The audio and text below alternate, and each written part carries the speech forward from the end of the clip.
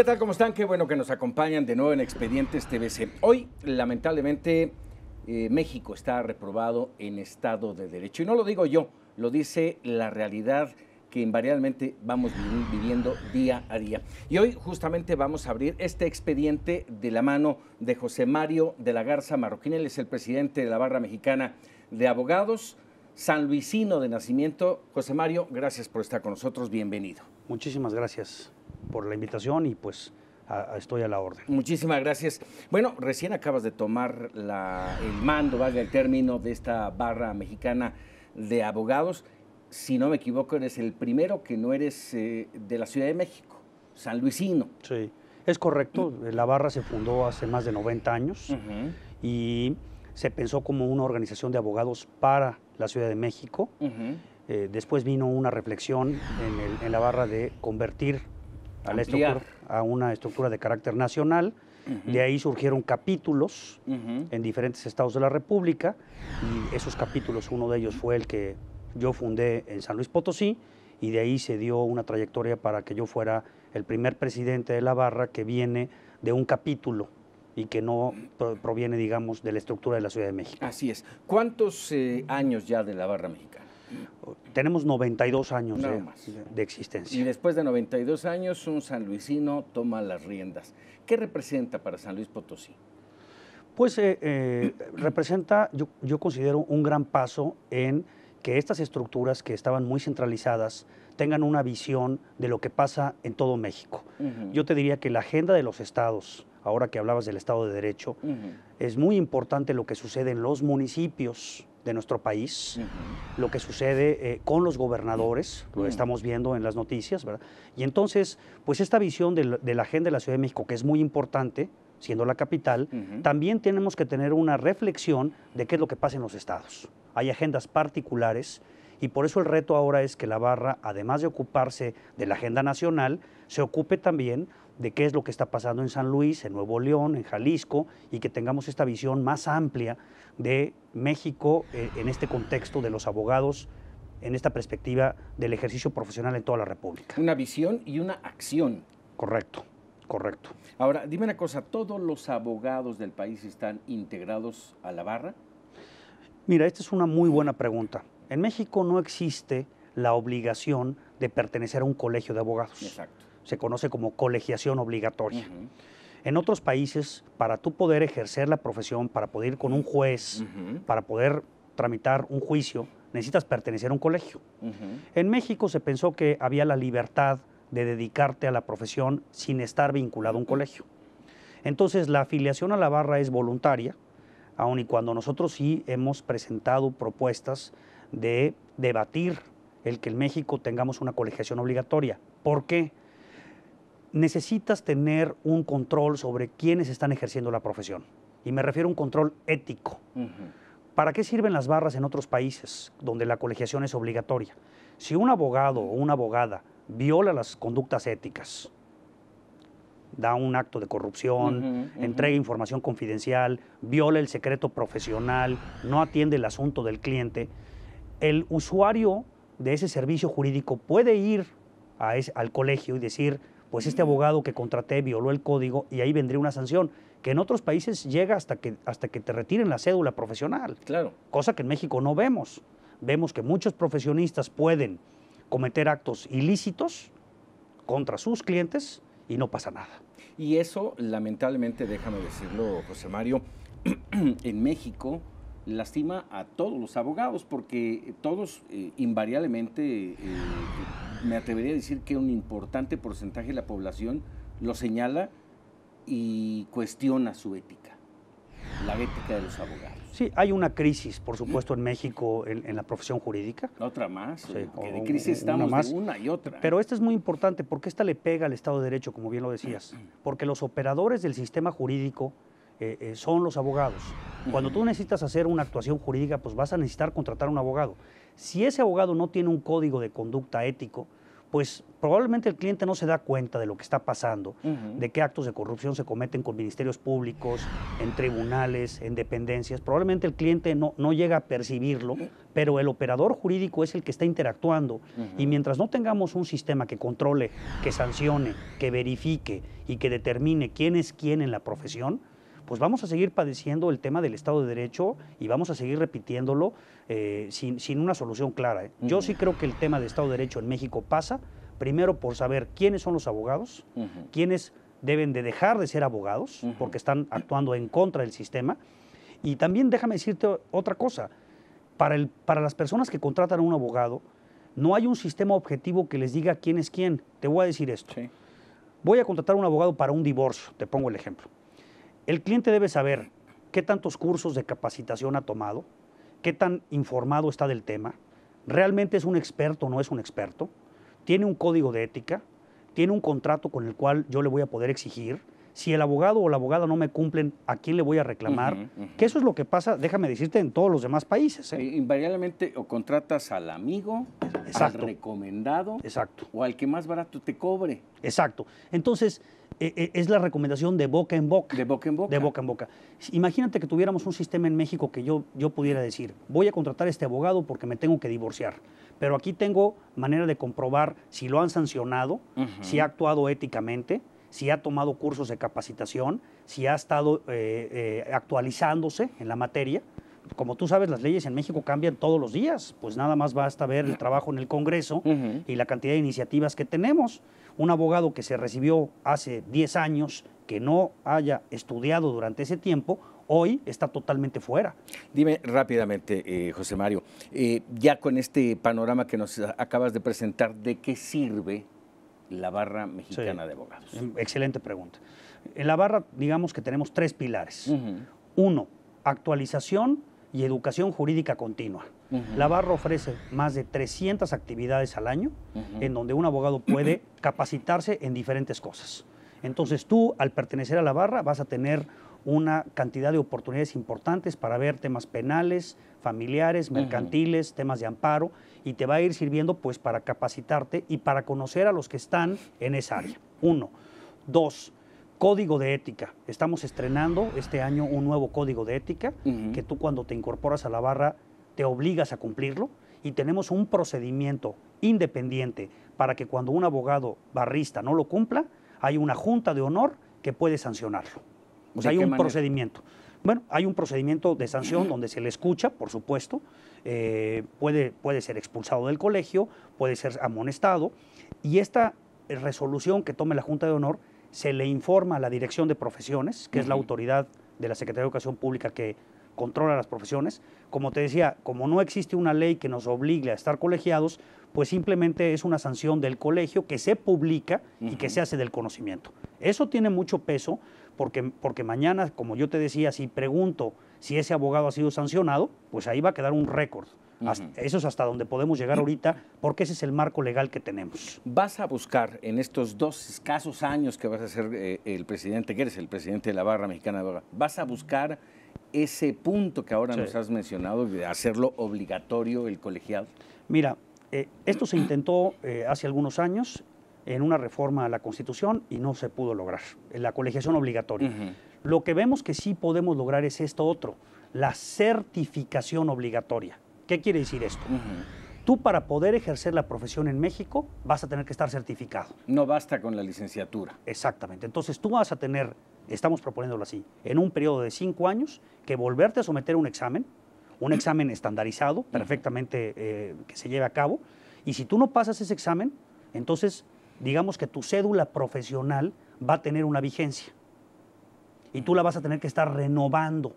¿Cómo vas a demostrar que la puedes renovar? Con conocimientos, con cursos de capacitación, con maestrías, con especializaciones, con lo que tú quieras. Como se hace en muchas otras profesiones, ¿eh? Ahí están los médicos que se han especializado, claro, y que creo que tenemos un buen sistema de medicina privada donde los médicos están certificados. Bueno, como se pretende ahora con los maestros, igual, ¿no? Esa actualización constante. Claro. Porque tú vas ahorita con un abogado, igual te lleva un asunto de carácter agrario que un asunto de naturaleza familiar, ¿verdad? Es el todólogo, ¿verdad? Puede hacer cualquier cosa el abogado, ¿verdad? Igualmente te ve un asunto de internacional que un asunto local. No puede ser así. La profesión es muy compleja, entonces tú vas a tener que ir a certificarte. Ujú. Y los tribunales van a verificar, ¿el licenciado Lagarza está certificado? Ujú. Si no está certificado, no puede ejercer la profesión.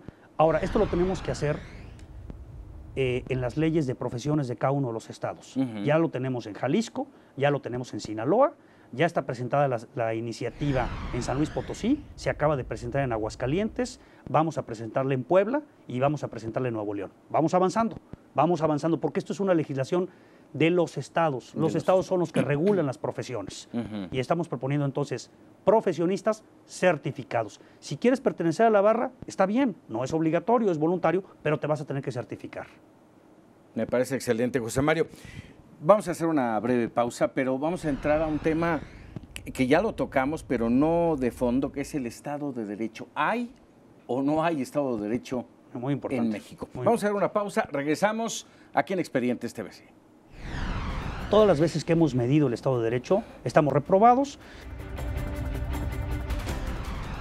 Continuamos aquí en Expedientes TVC platicando con el presidente de la Barra Mexicana de Abogados. José Mario, ahorita en el corte estábamos platicando y me estabas diciendo algo verdaderamente interesante que la gente tiene que saberlo. Hablábamos de la certificación de los abogados, lo que implicará, los beneficios que tendrá para los propios abogados, para la sociedad, pero en este momento no hay eso.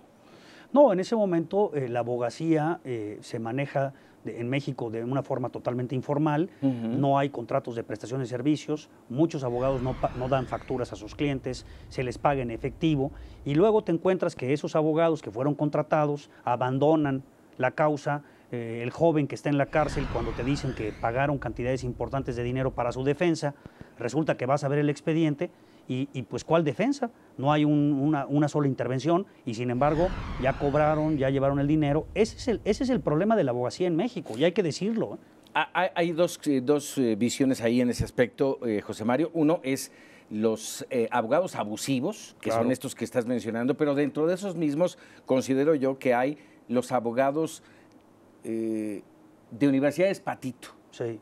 Que a lo mejor ni siquiera son abusivos, pero no tienen las herramientas, sí. ¿no? Sí, en México se ha fomentado el que se autorice la apertura de universidades donde particularmente se ofrece la carrera de Derecho, con cero condiciones, ¿verdad? Universidades que se abren unas cocheras, se abre una universidad por semana, en donde pues, no cumplen con ninguno de los requisitos, en donde en 2 años, aparentemente llevando una serie de cursos nocturnos, te entregan una cédula profesional y precisamente estás egresando en México muchísimos abogados que además de que fueron defraudados por este tipo de educación que no reúne los requisitos, pues salen, como bien lo dices, a la calle a buscar ser profesionistas y muchas veces te encuentras que efectivamente comprometen los asuntos, pues porque no saben, porque no se prepararon, porque no estudiaron y porque el sistema no los formó para ser abogados.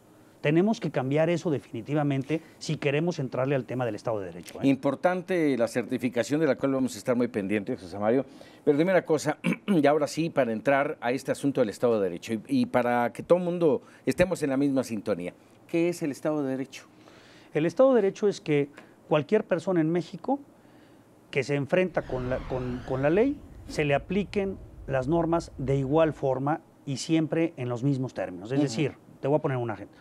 Un joven de escasos recursos, que está en la línea de la pobreza, que se roba en una tienda un artículo, debe de recibir el mismo tratamiento que un político en este país que comete un acto de corrupción y que es un ilícito. Lo que pasa en México es que tenemos una aplicación de las leyes de forma selectiva. Sí, pues. ¿Quién eres? ¿Cuánto dinero tienes? ¿A quién conoces? ¿Y qué tipo de influencias tienes? Eso es determinante para que acabes o no en la cárcel. Si esas variables que te estoy diciendo, tienes contactos, tienes dinero, tienes un nivel de influencias, seguramente el sistema va a permitir que la ley no se te aplique igual que cuántos muchachos, cuántos jóvenes tenemos hoy por hoy en México en las cárceles que se han robado un pan y que a eso sí les aplicamos las normas y eso sí los tenemos en prisión. Entonces, esa es la disparidad que tenemos en este país. Ojo, lo está confirmando un abogado aquí en Expedientes TV. Eso que acabas de decir, la sociedad, lo decimos. O sea, aquí la justicia es para el que tiene dinero o influencias. ¿Sí? Ahora, en base a eso, corrupción, impunidad, y yo te pregunto entonces, ¿hay Estado de Derecho en México? Bueno, en México, todas las veces que hemos medido el Estado de Derecho, estamos reprobados. Reprobados. Y se ha medido a nivel internacional y se ha medido a nivel local, todas salimos reprobados. El sistema es un sistema donde hay una impunidad tremenda. Te voy a decir, del 100% de los delitos que se cometen en este país, solamente se castiga el 2%. Ese es el nivel de impunidad que tenemos. O sea, hay un nivel de impunidad de 98%. Otro dato importante, y este es del INEGI. De las personas que son víctimas de un delito, el 96% no denuncian porque no tienen confianza en las autoridades. Entonces, imagínate las cifras que te estoy dando. O sea, del 96% de las víctimas de un delito prefieren aguantar, prefieren resistir el delito que ir a denunciarlo. Entonces, el reto para México es, ¿cómo voy a lograr que ese 96% de personas que no confían en el sistema nos digan, me robaron, me lesionaron, ¿verdad? Me defraudaron? ¿Cómo voy a lograr que cambiar eso? ¿Y cómo voy a lograr que una vez que tengo ya conocimiento del delito, pues esto va a tener un castigo? 98% de impunidad, 96% de delitos que no se denuncian. Esos son los datos duros que hay que decir, porque mientras no partamos de esa realidad, que es una realidad muy dura, pues podemos tú y yo y el público estar hablando de este tema, pero no lo vamos a cambiar. ¿Qué nivel de responsabilidad tienen ahí los abogados en esto que me estás platicando? Bueno, una responsabilidad enorme. Nosotros también somos corresponsables de esto. Hay que decirlo también con esa claridad. El sistema jurídico mexicano se sostiene en parte en lo que hacemos los abogados. Somos, claro, que corresponsables de esto. La abogacía ha estado ausente en asumir la realidad de decir que somos corresponsables del fracaso del Estado de Derecho. Y depende mucho a quién defiendes, ¿sí? Claro. Te lo digo así porque invariablemente si están defendiendo al malo, buscan aquellos espacios, aquellos huecos dentro de la ley para por ahí entrar. Yo supongo que también los que defienden a los buenos lo harán, pero invariablemente ganan los malos. Somos un país de formalismos y el sistema jurídico... Me sentí Donald Trump ahí, bad hombres. Sí, pero tienes razón. O sea, muchas veces el formalismo, el que se presente un documento de tal o cual forma, el recoveco es el que logra tener un efecto en lugar de ver sentencias en términos de justicia. Sí, claro. Entonces... hemos construido un sistema de formalismos, donde es más importante la presentación de documentos a cómo se resuelven los casos. Ahora, con todo esto, José Mario, hay muchas cosas que quiero preguntarte y aunque sea poco a poco los vamos a tocar. Sistema Nacional Anticorrupción. Excelente pregunta. Sistema penal acusatorio. También. O sea, todo viene cambiando, germinando. ¿Bien o a medias? Mira, el Sistema Nacional Anticorrupción no va a funcionar si no tiene una autonomía total, un presupuesto perfectamente bien definido, y esto tiene que replicarse en estados y municipios, porque mira, yo veo que hablamos del tema de corrupción a nivel federal, pero si tú vas a los municipios pobres de este país, donde los presidentes municipales cometen unas atrocidades con el dinero público, y mientras eso tampoco lo resolvamos, pues podremos tener un sistema anticorrupción muy bien armado a nivel federal, pero el problema yo te diría que también estaría en los municipios donde tenemos muchísima población, en donde no hay hospitales, donde no hay escuelas, porque el dinero se lo llevan. Entonces el sistema anticorrupción tiene que abarcar las tres capas. Tiene que abarcar la capa municipal, la estatal y la federal, si no, no va a funcionar. Sistema penal acusatorio y los juicios orales. Talón de Aquiles, la policía. No tenemos una policía de investigación, no tenemos una policía científica. ¿Qué está pasando en México en los juicios orales? Llegan los casos, como ya me lo mencionaste, sin pruebas, porque la policía no las pudo presentar. No los pudo integrar. No los pudo integrar. Entonces, ¿qué pasa? ¿Qué pasa con los jueces? Y a veces esto en los medios se puede malinterpretar. Los jueces dictan libertad, ¿no? Llega una persona, no se presenta la evidencia está contaminada, la policía no pudo integrar los expedientes de manera correcta, y entonces, ¿qué hacen los jueces? Pues no tengo elementos y los tienen que poner en libertad. A veces esto en los medios se le culpa mucho a los jueces. Pero yo te diría que el problema en México es la policía. Mientras no integremos una policía profesional, bien pagada, y que sepa hacer una labor científica de recolectar evidencia, nos vamos a enfrentar en que los juicios orales vamos a estar teniendo este efecto de puerta giratoria, ¿verdad? Claro. Donde llega una persona delincuente, no está bien armado el caso Y y sale. sale. Y esto está pasando, esto hay que decirlo con claridad. En ese entorno, la Ley de Seguridad Interior, que está ahí estancada, esperando, al igual que el fiscal anticorrupción, pero en este caso la Ley de Seguridad Interior. Urgente definir en dónde empieza la actividad del ejército y en dónde empieza la actividad de la policía. ¿Qué es un asunto de seguridad nacional y qué es un asunto de seguridad pública? Eso tenemos que definirlo ya. La situación en la que estamos es la peor, porque muchos estados prefieren que su policía no intervenga, dejan que el ejército participe y pues tienes al ejército en las calles. Ya se ha dicho mucho. El ejército ya lo dijo el secretario de la Defensa. Nosotros nos queremos retirar. Por eso tienes que decir, por ejemplo, un problema de narcotráfico es de seguridad nacional y debe intervenir el ejército o es de seguridad pública y debe intervenir la policía. Eso tiene que estar en la ley para que cuando se presente un fenómeno delictivo de delincuencia organizada, tú digas, de acuerdo con esta ley, aquí interviene el ejército. De acuerdo con esta ley, aquí no interviene el ejército. O sea, tenemos que poner un marco que estabilice la situación, cosa que está atorada en el Congreso por cuestiones políticas y porque no hay un interés de sacarla, pero urge. Yo creo que es uno de los temas de mayor relevancia. Y que también ves cómo estos temas tan importantes, cuando entran a nuestro esquema de tipo político, pues ves que no hay estas posibilidades de sacarlos adelante. Mira, eso es lo interesante, José Mario. Están relacionados prácticamente con todo. Sí. Y ahora te voy a hacer una pregunta. Estamos entrando ya al proceso electoral 2017 y ahí también ustedes tienen que ver procesos electorales. Por supuesto, en toda la parte de la legislación, en la parte de las propuestas, porque también es importante ver las personas que van a fungir como candidatos, qué propuestas nos hacen. Y yo te diría que a mí me preocupa mucho esto. Vemos las candidaturas llenas de propuestas. La contrapartida es decir, candidato, ¿con qué dinero? ¿Con qué dinero, verdad? Sistema Nacional Anticorrupción, me preguntabas, ¿cuánto presupuesto le vamos a poner? Policía, seguridad, ¿cuánto? Porque sale muy en términos electorales, la promesa es muy bonita. Muy rentable, ¿no? Muy rentable. Pero en la barra vamos a hacer un ejercicio de decir propuestas y contrapartida, el tema económico.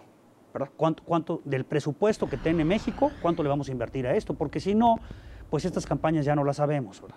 Se ofrece todo y a la hora que estas personas ocupan los cargos, del partido que sea, resulta ser que pues, las propuestas nunca se concretan. Entonces, vamos a hacer este proceso de acompañamiento. ¿Y tienen acercamiento con los candidatos? ¿Han tenido? Sí, hemos tenido y estamos buscándolos porque nos interesa pues el tema que me estás preguntando. Claro. Los candidatos, ¿qué proponen en cuanto a Estado de Derecho? ¿Y cómo lo van a lograr? ¿Y qué resultados medibles nos van a dar? Y ahí está también un tema que a mí me interesa mucho que en la barra lo analicemos, revocación de mandato. ¿Qué pasa cuando estos políticos que nos ofrecen resultados no los dan? ¿Podemos revocarles el mandato o no? Creo que es un tema jurídico importante que hay que analizar. José Mario, el tiempo se nos va, me quedará escasamente un minuto. Brevemente, TLC, porque también en el asunto internacional tenemos que ver migración, recuperación de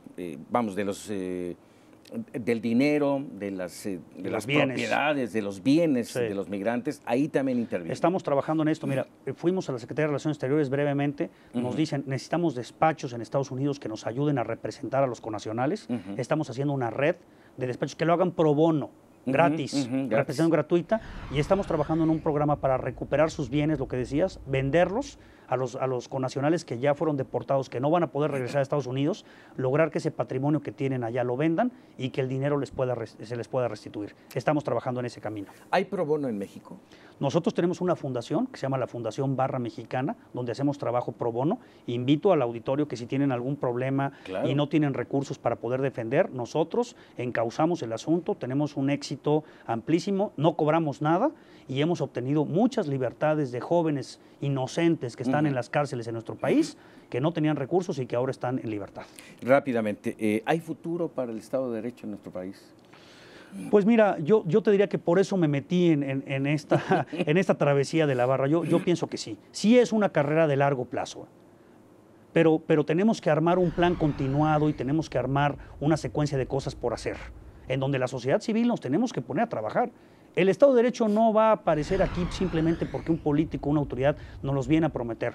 Nosotros como abogados somos los responsables para consolidarlo y para crearlo. De otra manera, esto no se va a lograr. José Mario de la Garza, un placer tenerte aquí. Esperamos que no sea la última. No, Tenemos que platicar. Hay mucho tema. Yo te pediría que me vuelvas a invitar porque se quedaron muchos temas en el tintero. Muchos temas pendientes. Por claro supuesto. Que sí. Muchísimas gracias. Aprecio mucho la invitación. José Mario de la Garza, presidente de la Barra Mexicana de Abogados, y le agradezco, por supuesto, a usted el que nos haya permitido platicar y platicarle sobre la labor de los abogados en México. Nos vemos en el próximo Expediente TVC.